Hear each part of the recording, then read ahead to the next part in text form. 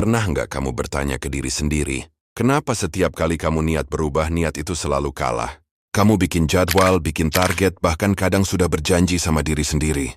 Tapi entah kenapa, beberapa hari kemudian kamu kembali ke pola lama. Menunda, malas, scroll tanpa tujuan, dan akhirnya merasa bersalah. Banyak orang mengira masalahnya ada pada kurangnya disiplin. Tapi kenyataannya, kegagalan disiplin hampir selalu berakar dari satu hal yang lebih dalam. Self-control yang salah dipahami. Video ini bukan untuk menghakimi kamu.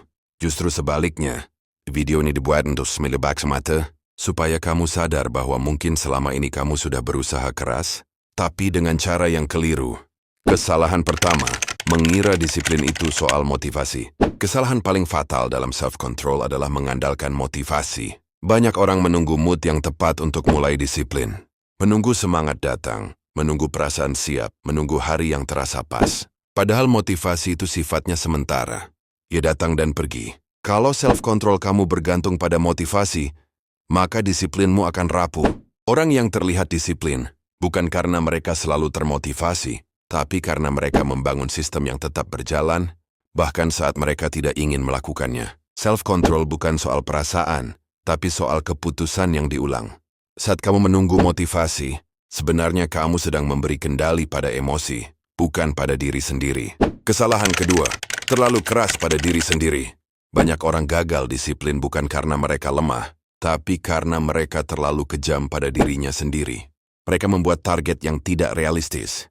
Bangun jam 5 pagi, olahraga 1 jam, kerja tanpa distraksi, belajar berjam-jam, semua sekaligus. Ketika gagal menjalankan satu saja, Menerima Lampung menyimpulkan bahwa aku memang pemalas. Self-control bukan tentang memaksa diri tanpa henti. Itu justru membuat otak memberontak. Disiplin yang sehat dibangun dari progres kecil yang konsisten. Lebih baik melakukan sedikit tapi rutin, daripada sempurna tapi hanya bertahan sebentar. Ketika kamu terlalu keras, yang rusak bukan cuma jadwalmu, tapi kepercayaan dirimu pada diri sendiri. Kesalahan ketiga, tidak mengatur lingkungan. Ini kesalahan yang sering diremehkan. Banyak orang ingin lebih disiplin, tapi tetap membiarkan lingkungannya penuh godaan. Notifikasi menyala, ponsel selalu di samping, media sosial terbuka, dan distraksi ada di mana-mana. Lalu mereka menyalahkan diri karena tidak kuat menahan godaan. Padahal, self-control bukan tentang seberapa kuat kamu menahan godaan, tapi seberapa pintar kamu menghindarinya. Orang yang punya self-control tinggi justru jarang berhadapan langsung dengan godaan, karena mereka mengatur lingkungannya terlebih dahulu. Mereka mengurangi pemicu, bukan melawan setiap dorongan. Kalau kamu terus mengandalkan kekuatan mental tanpa mengubah lingkungan, kamu sedang bertarung dalam posisi kalah. Kesalahan keempat, tidak jelas untuk apa. Disiplin tanpa tujuan yang jelas hanya akan terasa sebagai penderitaan. Banyak orang tahu siapa itu yang harus dilakukan, tapi tidak benar-benar tahu kenapa mereka harus melakukannya. Mereka hanya ikut-ikutan.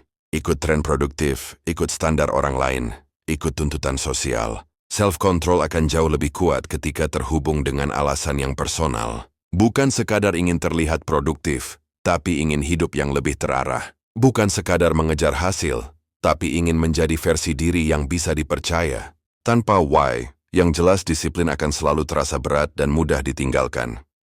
Berikutnya adalah membangun self-control yang nyata. Self-control bukan bakat, bukan juga bawaan lahir. Ia adalah keterampilan yang bisa dilatih.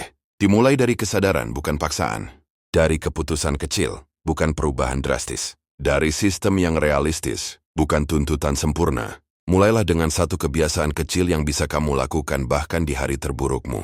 Kurangi distraksi sebelum mengandalkan kemauan. Berhenti menunggu motivasi, dan berhenti menghukum diri saat gagal.